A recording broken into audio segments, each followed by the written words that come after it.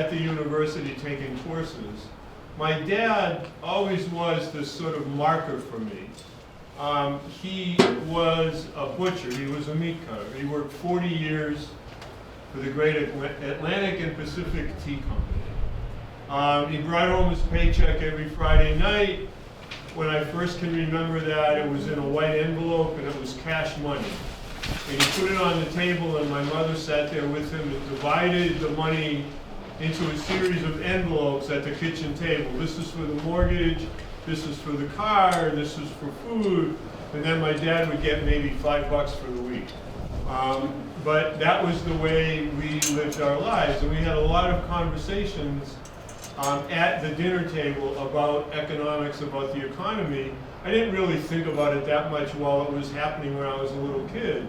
But when I got older and became a history major at Northeastern University and then went on to graduate school, I realized that the lives of people like my dad were actually missing from the history books.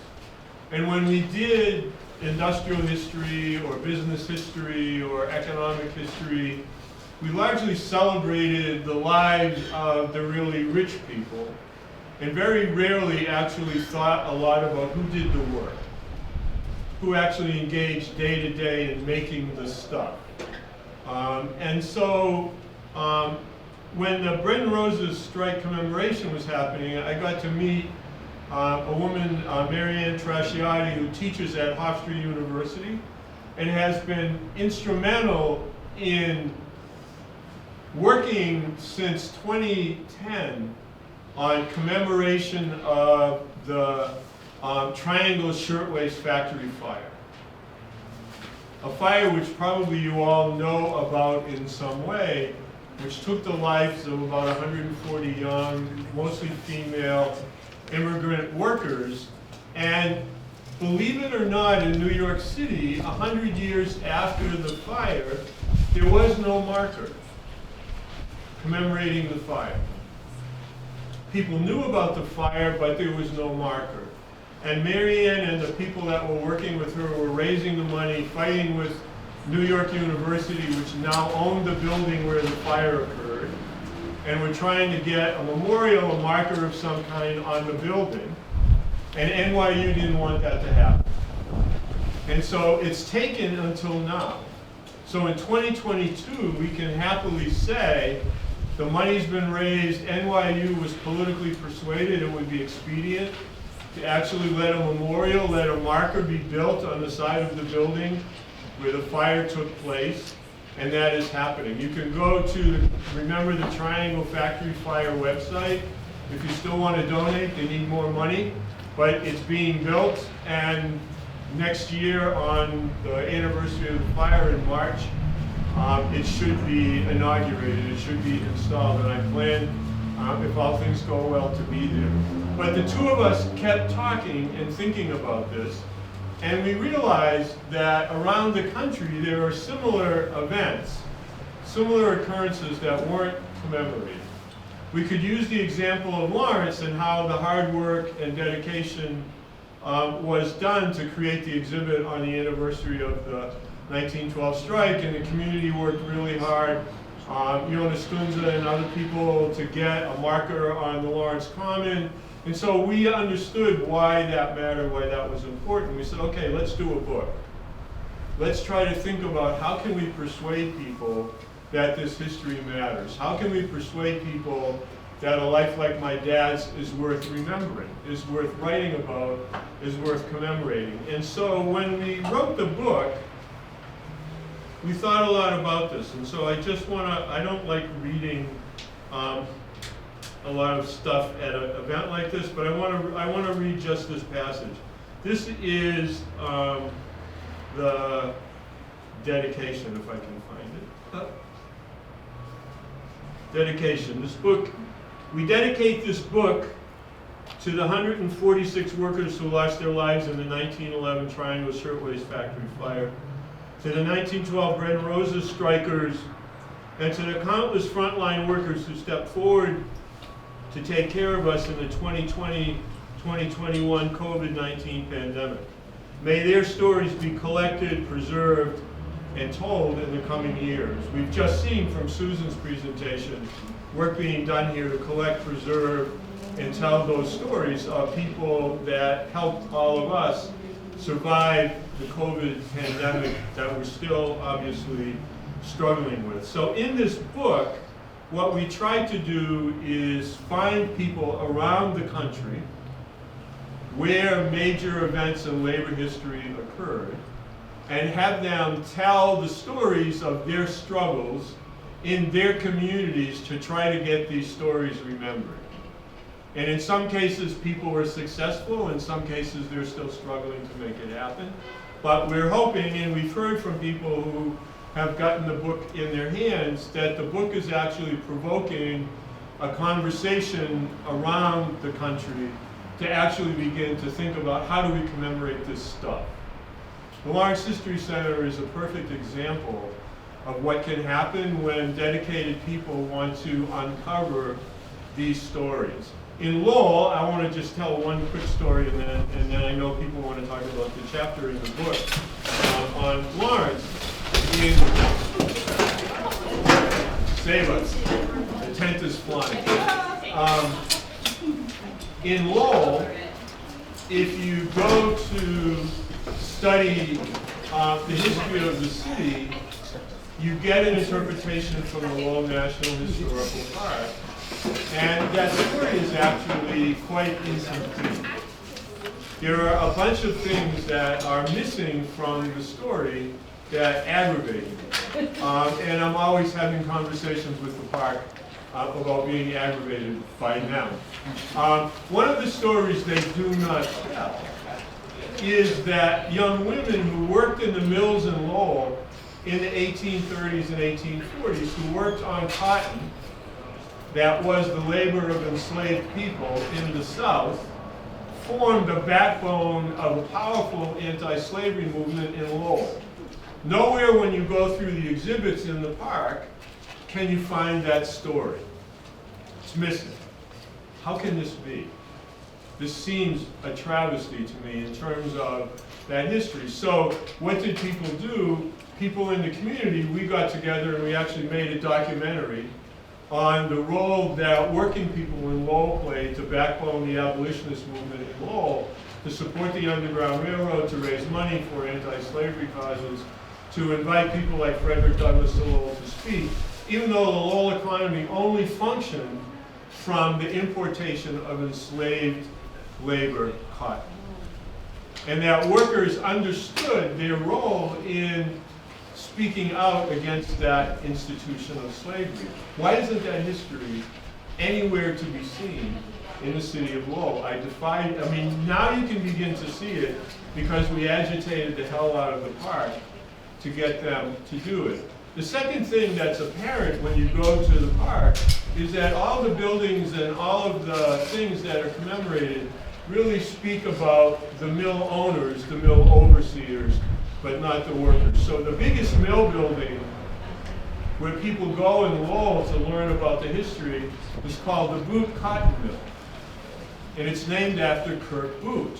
Kirk Boot was one of the overseers in Lowell who stood hard against anti-slavery in Lowell, stood hard against the organization of workers in Lowell, and was really an all-around anti-labor person in the city of Lowell, and let this this big mill complex where thousands of school kids go every year is called the Boot Cotton Mill. So my next campaign is to get the name changed. That's not going to work, I know, but that's okay. I like tilting against windows. So, but it's just to show you it's important that we think about this stuff, and we owe it to the people who built the country to uncover and tell their stories in honest, legitimate ways.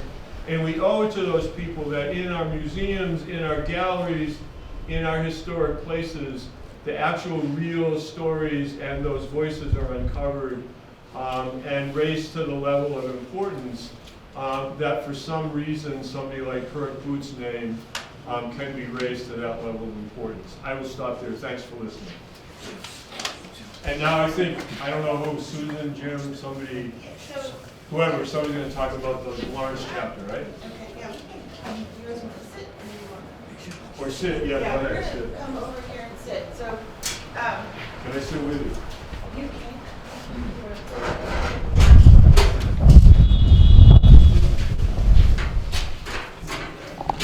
Yes, if you have not seen it, about 14 years ago, they put the call out for proposals. No, it was a while ago though, was it 2019 or 2018? Yeah, well, COVID got in the way. Yeah, no, that delayed it sort of, but, so they put a call out for chapters about this new book that was coming out, sort of how labor stories were told outside of traditional academic settings. Correct me if I was, No, that's right. Am I? Yeah. And so Kathy and I met to talk about presenting a chapter on what we did to commemorate the centennial of the Bread and Roses strike and all of the efforts through the Centennial Committee and citywide, all of the events that took place that the Lawrence History Center was a part of. And we put our brilliant chapter together and we submitted it, and then we waited. Not knowing that Jim had also submitted a chapter as well, an idea for a chapter. So that when we did hear back finally, because there were 2 Lawrence submissions, we were asked to merge our efforts to come up with one chapter, because I guess Lawrence couldn't completely dominate the book, right? Which I don't understand, but no. So we did that. And it was not necessarily an easy process, because our focus was Broader. no, it was different. So I've given a little highlight as to what Kathy and my focus was, but I'll let Jim, you can sit while I'm standing. Nervous person. So my proposal was very specific to the permanent exhibit at Lawrence Heritage State Park, which I assume most of you are at least somewhat familiar with.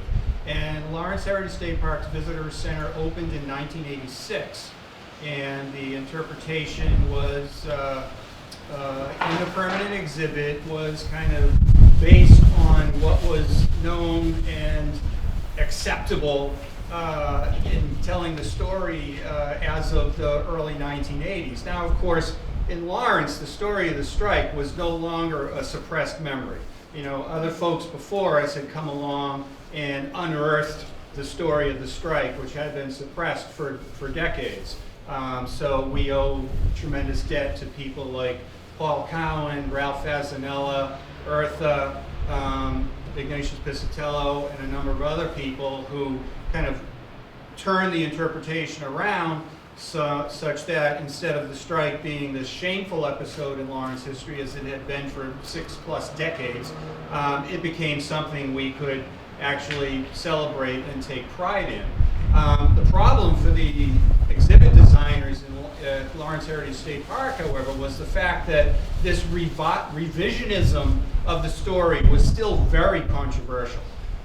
Because so many people in Lawrence in the 70s and early 80s had still been raised under the Garden Country version of events, which held that the strike was this shameful thing.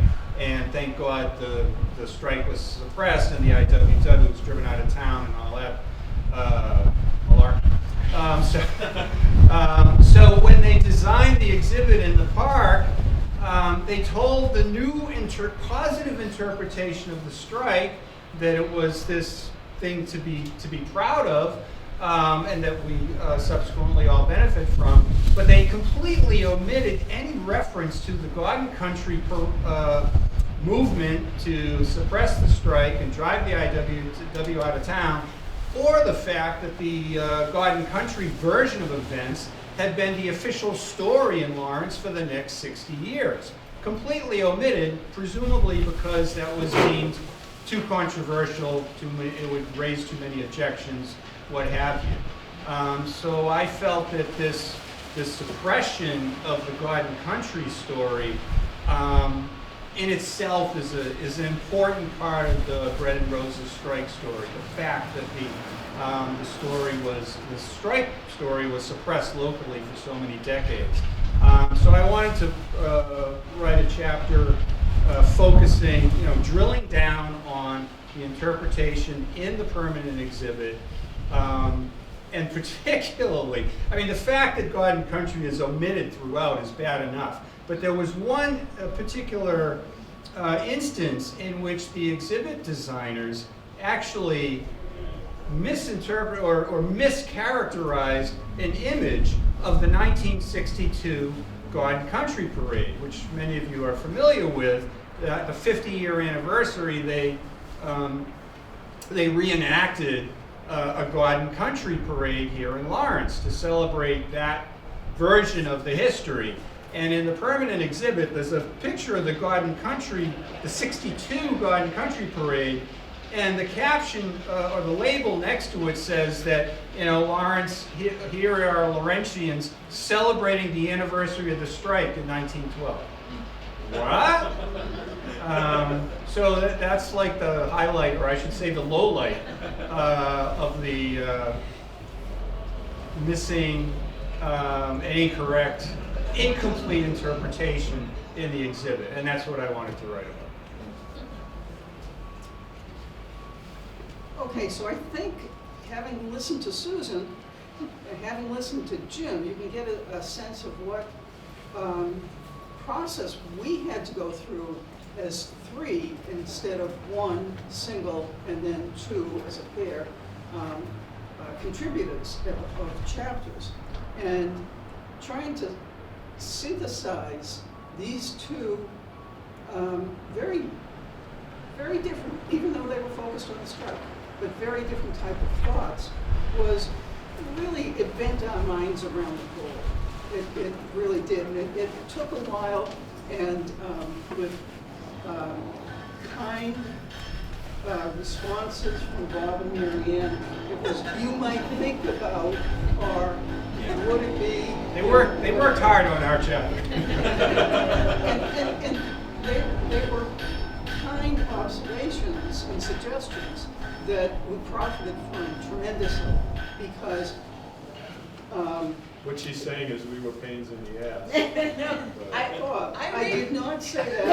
I used that phrase. So, those are words from you. But it helped tremendously, because again, we had two different framings of chapter presentations. So that being said, we worked at it. And I think, we came through with a really nice chapter, and I think any of you who are willing to read it, it's not too long, don't worry, but you'll understand that it's melded together very nicely with both types of thoughts being represented. Now, I took a look at the chapter yesterday, thinking about this morning, presentation this morning, and it was revealing and amazing, not just surprising, that so much was done within the year of the centennial celebration. So, and that was very much what Susan and I were focused on, was a year of celebration at this, in 2012. Not so much the presentation and the exhibit at the State Park. So, because we were framing it differently. And the number of events, the types of events, and the extraordinary reception that all of these had throughout the city and beyond the city was pretty amazing to read and to review. And I went back to prior to 2012, thinking the Lawrence History Center and many other institutions within the Lawrence community were convinced that we needed to celebrate the activities of the strikers. And we became committed, not just convinced, but we became committed to making that celebration. The Bread and Roses Centennial Committee was foremost in helping us frame these many events and to fund these many events. So we had the conviction, we had the commitment, but we needed the coordination. And I think the Bread and Roses Centennial Commission really, really helped tremendously on that. And Bob, you're not going to say bad words about that, are you? Mr. Chair. But what struck me also, not just was what did the Lawrence History Center and other institutions throughout the city do during that year, but also the words, convinced, committed, and coordinated. Those are words that resonate from 1912. That group of people were convinced what they had to do. And then they were committed to making some action. And then they coordinated. And so here we are, 1912, 2012, and we're using the same process, the same words, we have the same spirit. So it's for me, it's a privilege to have this chapter be part of this publication and to know that it reaches beyond either of the institutions, Lawrence Heritage State Park, the Lawrence History Center, and it's reaching to readers, to students, to scholars of labor history, and we're continuing with that whole theme, for as long as this publication is used. So, we thank the editors, Bob and Mary Ann, for including us and for helping us carry through what we're doing. I just want to add that as the very extensive and beautifully executed programming during the centennial also did not suffer from the kind of fear that the exhibit designers at the park did about telling the whole story. So the strike and then the Garden Country reaction, and that was all part of the centennial programming. So it truly was the entire history, warts and all, or however you want to call it. The other thing I would just want to say is when you read the other chapters, you'll be amazed at how similar some of the stories are to the Lawrence story in the fact of the strike activity being kind of suppressed locally for decades before people really fight to bring that history to light. There's one thing that, again, I don't like reading stuff, but when we were putting this together and we were looking for chapters, we ended up getting a chapter from West Virginia, from people who were trying to build a historical museum to commemorate the mine wars in West Virginia, which is an incredible story. And if you don't know the history, you just think of sort of the way working people are depicted, and saying something sort of bad about Hillary Clinton, that hopefully will be okay in this room, but when she's campaigning for the presidency and talks about, people who cling to their guns and their church and whatever, and people who are backward, and sort of the whole way that working people have been forgotten and denigrated in the country makes trying to remember this stuff even more important. And so when the exhibit was opening in West Virginia, and it's called the Mine Wars Museum. So imagine, right? And again, we don't really get that history taught to us, probably at all, to understand that there was actually armed conflict over workers trying to safely mine the nation's coal, and that it ended up in these kind of armed conflicts. And one of the great-grandsons of one of the United Mine Workers Union leadership at the opening of the museum said this, and when I saw this quote, it was like, whoa. When a region or a country doesn't know its own history, it's like a person with Alzheimer's.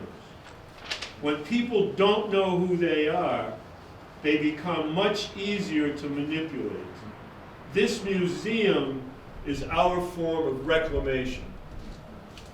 This museum is our form of reclamation. When this chapter came in and I saw that quote, I said, yeah, okay. There it is, right? And again, you think about the current political climate that we're in, and he made this last comment. It's cultural or identity reclamation. So think of the present political climate that we're in, and think of the way over the last 8 or so years working people have been depicted as the dupes of Donald Trump, and realize that that's such an incomplete, false, tiny, dumbass, pardon my language, story. It completely misses the role that, again, working people played during COVID, how working people were sacrificed so that we could eat. Ground zero for COVID in workplaces was meatpacking facilities. Maybe we know this, maybe we don't. Where the owners of those facilities clamored that they stay open, but wouldn't safeguard the workers. Working class COVID deaths amongst workers in meatpacking facilities, extraordinarily high. Grocery stores, extraordinarily high. Those are not Donald Trump supporters. To blanket check workers as inherently racist, white workers as inherently racist, this misses a bigger historical point. This book hopefully makes that apparent. The Lawrence Bread and Roses strike, where workers from 40 different nationalities, from all the different languages, figured out how to make it work. The example of young female workers in Lowell uniting with fugitives on the Underground Railroad to spirit them safely through Lowell on their way to Canada. If we knew more of those stories, we would be in a better place right now in this country. I really do believe.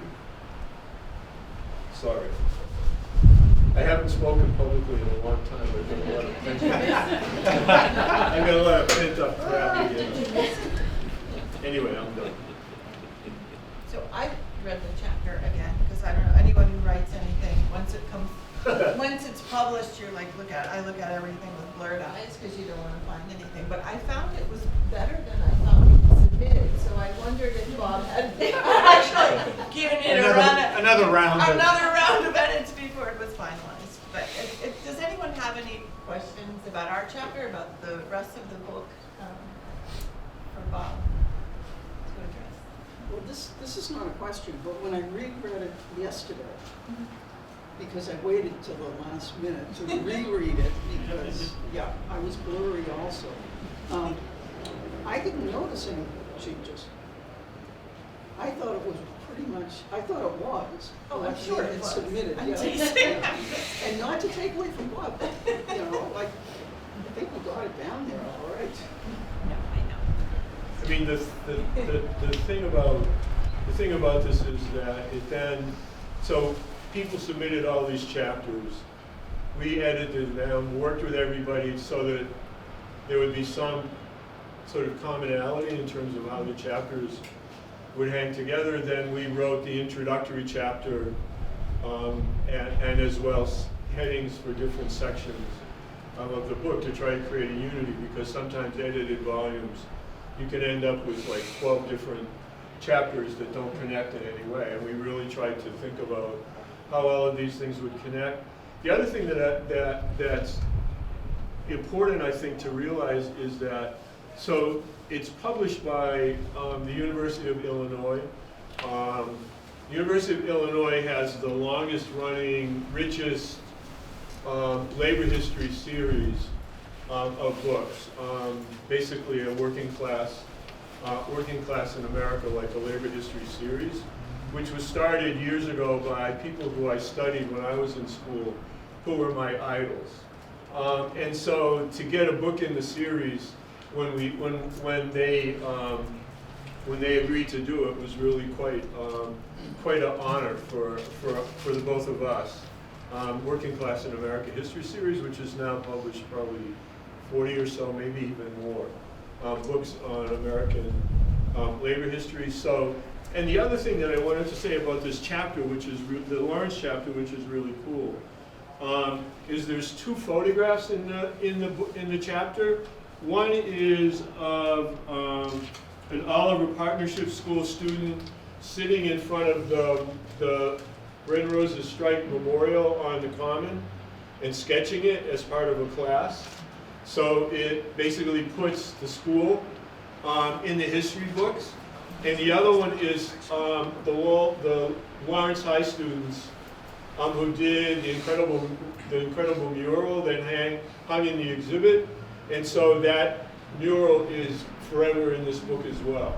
And so we actually, when we asked for images and these were submitted amongst others, we thought, wow, let's get these 2 school ones in there, because that's a really brilliant way to sort of commemorate, again, the role that the community played in everything that we did. And so we get the exhibit marker, the beautiful stone on the Common across from City Hall in the book, and that beautiful mural from Lawrence High in the book.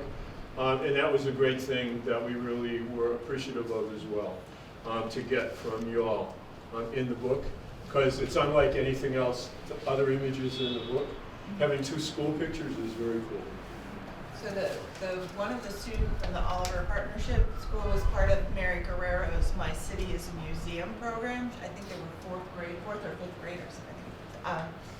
And they looked at the monuments on the Common, of course, the Strikers Monument being one of them. And so, wasn't that in the running for the cover too at one point? At one point, yeah. Okay. It was in the running for the cover. I got outvoted. That's okay. No, one of the things that we did intend to do through the centennial commemoration was to reach as many different audiences as possible. So the strike exhibit was itself, but it also became an event space, community event space, where we brought other events in. We had a vintage fashion show. We had a Lewis Hine exhibit called the Children of Lawrence, of child workers that were photographed by Hine in 1911 and 12, and or 10 and 11. There was an exhibit done by Joe Manning, and we also had an academic symposium that brought in all levels of scholarship and music and performance, and some books came out of it. Bob and I did a book for the Images of America series, which hits a different audience because it's largely visual. I think it's the largest compilation of strike images out there, and mainly it's from our, from the History Center archive, but also Wayne University and UNH, the Sawyer slides, and so a variety of the Library of Congress, also the American Textile History Museum, which is no longer, but so that hit a different audience. And then there was another book of scholarship co-edited by Bob Forrant and Jörg Ziegenthaler that hit yet another audience. So the point was, with the student involvement, with people who might be interested in fashion and textile and that evolution, people that were interested in child labor, we did events that covered as many audiences as possible to tell the story as far and wide as possible. Lawrence Public Library did a citywide reading Bread and Roses too. They read the entire book on the living space. So that was, that garnered a lot of different people from the community from different backgrounds. So we highlight a lot of all of that in the chapter as an organization, as a committee that wanted to tell the story in as wide a way as possible to reach as many people as possible. And many of these events go on the Lawrence History Center website if people are interested. Yes, Yeah. The exhibits certainly are online there. So. Yes. I have a question about just the book in general. So from all the different aspects of the strike, like the multi-ethnic composition of the strikers, or like the reliance on street actions, or the way that the capitalists of Lawrence were willing to use the police, militia, and martial law on the strikers, what kind of lessons do you think there are for a resurgent labor movement today, and those of us who are labor organizers and strike organizers?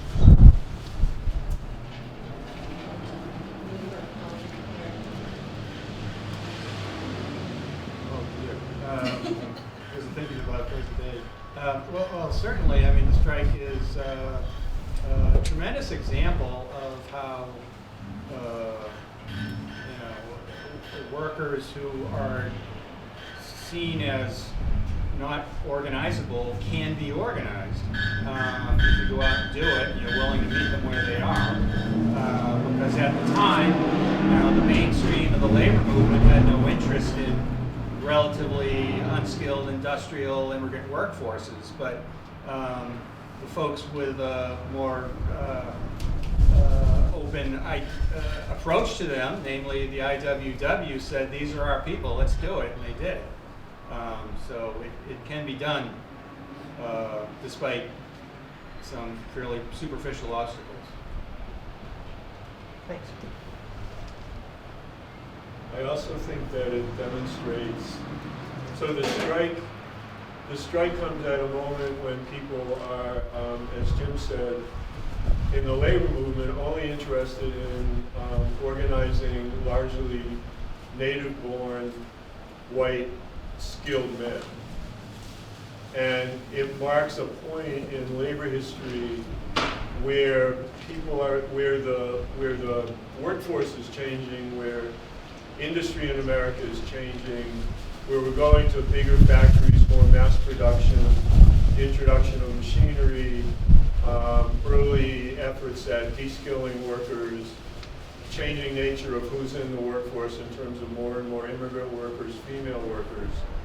And it's a moment where people grapple with, are, as Jim said, these workers organizable?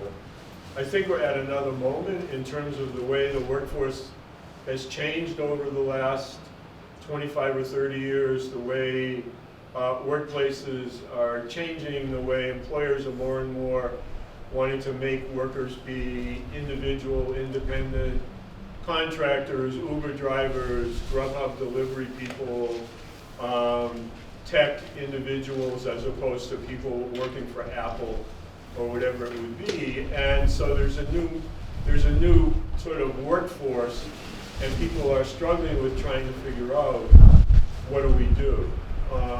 And so even the example recently of different Amazon warehouses organizing, or Starbucks organizing, or things like that. There were examples we write about in the introductory chapter to the book. In 2020, when Black Lives Matter was a large movement in across the country, on June 19th, 2020, all the dock workers on the West Coast went on a one-day strike in support of Black Lives Matter. It never got covered in the news because it would have been like, oh, whoa, wait a minute, look at this, right? But that level of solidarity, and so those things are happening. If they can be uncovered and those stories more told, we stand a better chance of sort of reframing the labor question. And so I think even the other day, right, the Labor Day, not the other day, maybe 3 weeks ago now, Labor Day weekend, there was a poll that was released about how 70% of Americans favor labor unions, but only about 40% think they want to be in one. Like, how do we, how do we square that? And so the Bread and Roses strike sort of is a story that helps people understand that. Most of the people that struck weren't in a union, in a sense, the way we think about them today. And most of the people that struck didn't have their job protected by something like the National Labor Relations Act, which doesn't come until the 1930s. When people struck before the National Labor Relations Act, there was no guarantee that they would have a job back, or that their rights would be protected while they were out on strike in some way. So it was risky business for people in Lawrence to go out on strike, but they did it. And that's what the chapter shows is that, and hopefully what the chapter shows is how we can celebrate that history and learn from it. The other cool chapter I like in here is there's one in here on Barre, Vermont. If anybody's never been to Barre, Vermont, to look at the museum there, and the whole history of stone cutters and stonemasons, and granite workers in Barre, Vermont. Barre, Vermont was one of the first communities that extended solidarity to Lawrence during the 1912 strike and took in kids for safekeeping from Lawrence strikers. And so there's a nice connection there between the chapter on Barre, Vermont and the chapter on Lawrence. So it's another example of solidarity, which I think the Bread and Roses strike represents. The strike in Lawrence survived because workers around the country sent nickels and dimes to Lawrence to help feed the strikers. Spontaneously, workers around the country understood the significance of the Lawrence strike and realized that the Lawrence strike needed to be successful. And funds poured into the city in small denominations, nickels, dimes, quarters, dollars. In Lowell, I found a story when we were doing research. I forget the union, but in Lowell, one of the unions bought a cow, walked it from Lowell to Lawrence, and then gave it to the strike kitchen so they could slaughter it to feed strikers' kids. Very cool. Very cool. Not for the cow. Not for the cow, but the cow didn't know. I don't think. I don't know. But either way. But again, it's that extension to your question of like, what is the lesson learned? To the extent to which we can extend solidarity during strikes, each in the way that we can, we're all the better for it. I think the last thing I'll stop is the strength of the strike was women strikers. And that was a bridge crossed in the 1912 strike, which was a really significant one. Because again, the labor movement was very male-centric. Labor history is usually taught in a very male-specific way. And the Lawrence strike sort of cracked that open as well. Which again, it's really important to understand that strike for that reason. I could talk about the Lawrence strike for like 8 weeks. He hasn't been talking for months, so you guys I know. settle in. No, I'm done. No. I said it. I'm running out of Yeah, I just wanted to add one final point, which is kind of an overarching view of the history that's in question here and what it means today, which is that there's an American mythology about individualism and rugged individualism, and we're all in it for ourselves and responsible to ourselves. And this is an alternative history. This is a history of collective action, people coming together to fight together to improve everyone's lives and working conditions. And the mythology, and Bob's talking about studying industrial history and learning about Rockefeller, Henry Ford, and all that. But the broad-based prosperity that occurred in this country for some decades and that we're losing again was the result of this collective activity, of the rise of the labor movement from the 30s, 40s, and 50s that created a more broadly shared prosperity for a while, with notable exceptions, of course. So that kind of flies in the face of the mythology of free market capitalism and individualism and all that stuff, but this is a big part of American history and should be a bigger part in most people's consciousness. Thanks. And thanks for the reference to the Starbucks strike. We won on day 62. Great.